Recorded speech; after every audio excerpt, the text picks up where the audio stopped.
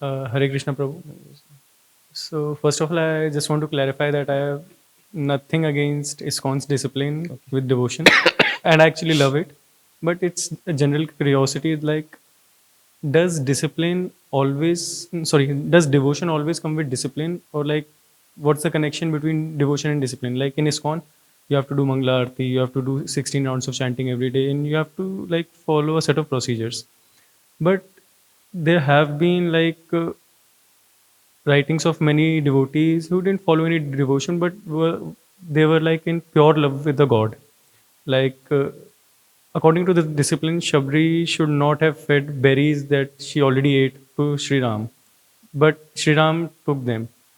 And there are many devotees that like don't follow any discipline, but they just like chant every day. They are just in love with god, and they like achieve Vaikuntha.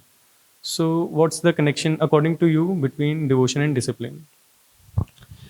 See, आपका प्रश्न है कि just for general audience, if I speak in Hindi, it's okay for you.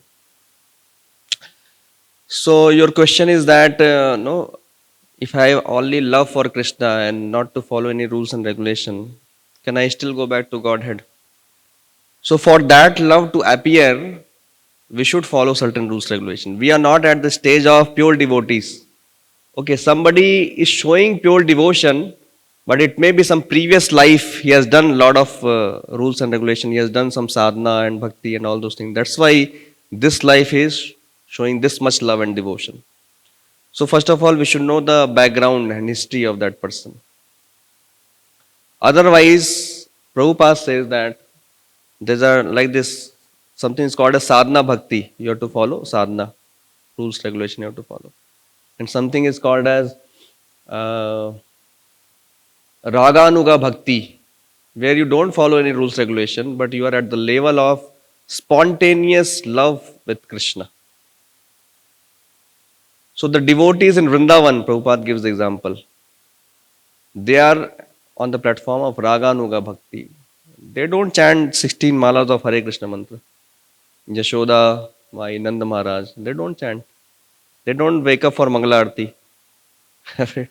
But if yeah, Krishna if gets up for Mangala Aarti, then they also have to get up. It's like that.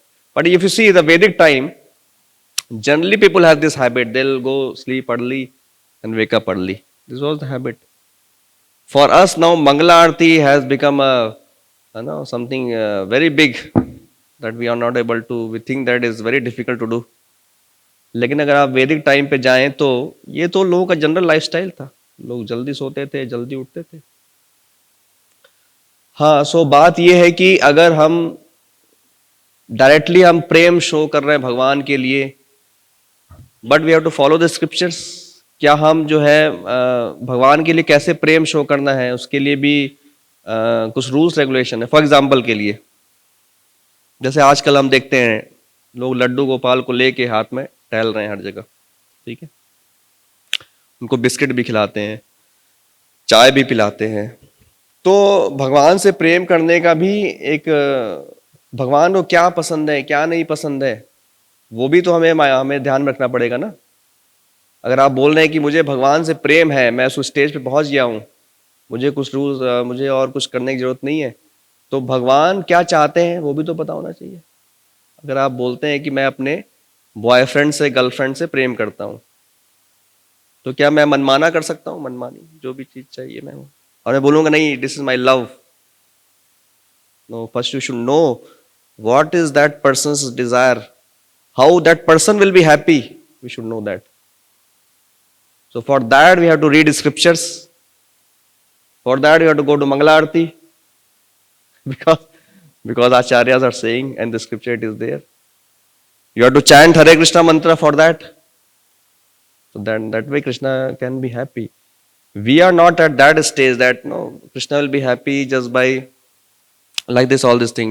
Laddu Gopal ko leke टहल रहे. Krishna may not be happy with that. Are you following Bhagavad Gita in your life? These principles. Krishna says, anybody who preaches this knowledge of Bhagavad Gita to others is very dear to me. So if the devotees are preaching this to others, they are becoming very dear to Krishna. अगर आपका प्रश्न यही है कि मुझे भगवान का प्रिय बनना है, सो जो भगवान का प्रचार कर रहे हैं, भगवान बोल रहे हैं कि is very dear to me. Prabhupada ji बोलते हैं कि दो तरह के भक्त हैं, एक है जो भजन में लगे रहते हैं, बस भजनानंदी बोलते हैं उनको, भजनानंदी।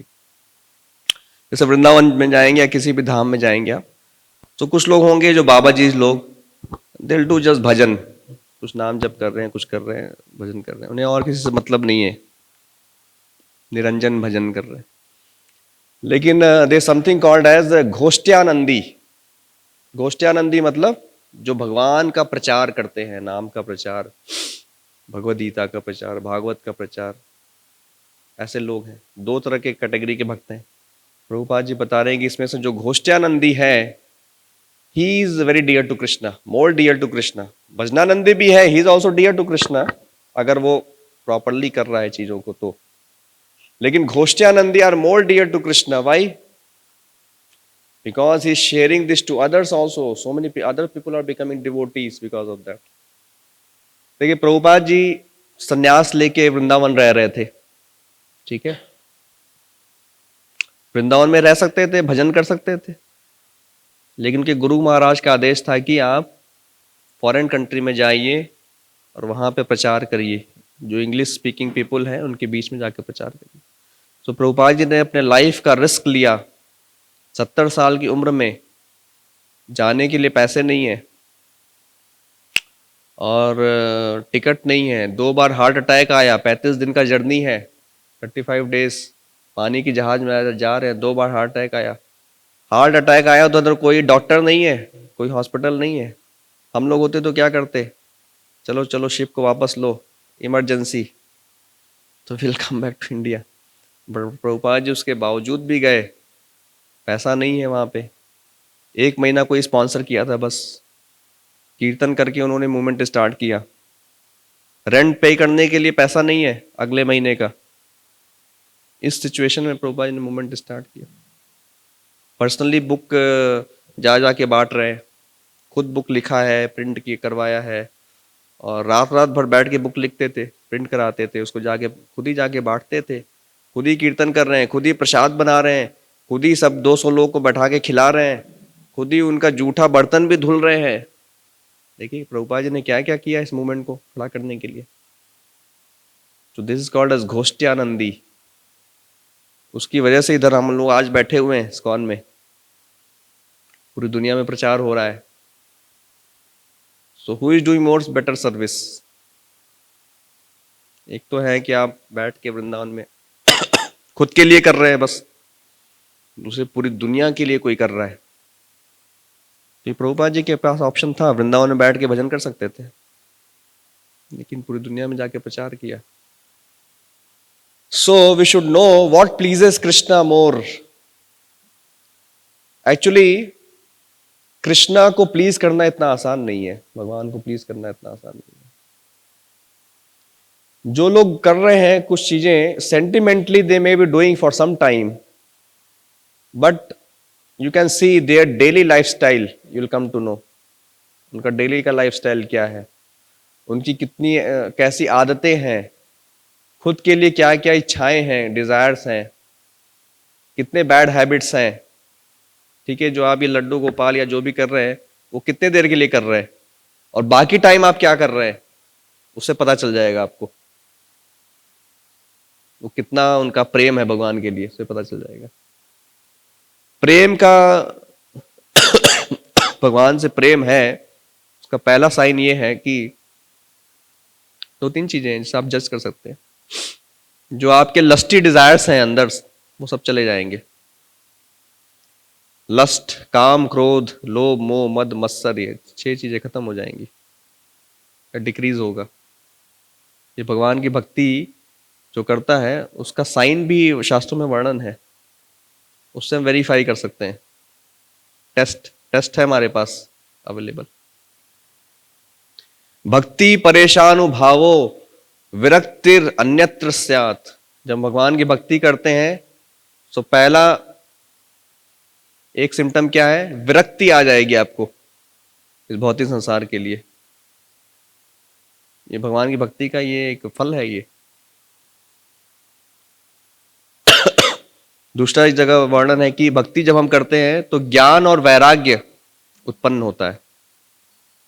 सो ज्ञान उत्पन्न हो रहा है, तो ज्ञान कैसे उत्पन्न होगा? जब तक हम भगवद गीता वगैरह पढ़ेंगे नहीं तो कैसे उत्पन्न होगा? जब हम डिवोटीज को सुनेंगे नहीं, संतों को सुनेंगे नहीं, जो शुद्ध भक्त हैं उनको सुनेंगे नहीं, तो कैसे ज्ञान उत्पन्न होगा? नहीं होगा। और वैराग्य अगर नहीं उत्पन्न हो रहा है, इसका मतलब कि वो दिखावा है या सेंटिमेंट है, सेंटिमेंटल भक्ति। सो भगवान को प्रसन्न करना आसान नहीं है। गुरु को जब आप प्रसन्न करने की कोशिश करेंगे तो भगवान प्रसन्न हो जाएंगे बहुत इजीली। सो गुरु के आदेश का पालन करना। गुरु ने बोला है 16 माला हरे कृष्ण मंत्र डेली जप करो, मंगला आरती आओ, कीर्तन करो, प्रसाद लो, भगवद गीता पढ़ो, भागवतम पढ़ो, इसका प्रचार करो, सेवा करो। जब हम गुरु के आदेश का पालन करते हैं तो भगवान बहुत क्विकली प्रसन्न हो जाएंगे।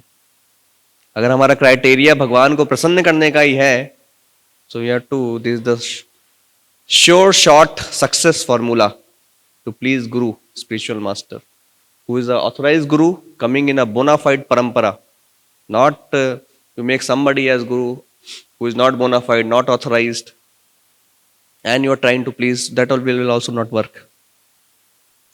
So सबरी का जैसे एग्जाम्पल हम ले रहे हैं तो हमें उसका देखना चाहिए बैकग्राउंड क्या है, पास में क्या था उनका लाइफ। और अभी भी ऐसा मेंशन है रामायण में कि daily she was waiting for Lord Ramchandra. So are we have that kind of bhakti like Sabri? Can we also wait for Krishna daily? So she was waking up in the morning, cleaning all the place and waiting that today only maybe Ramchandra may come. That way she was waiting every day from so many years.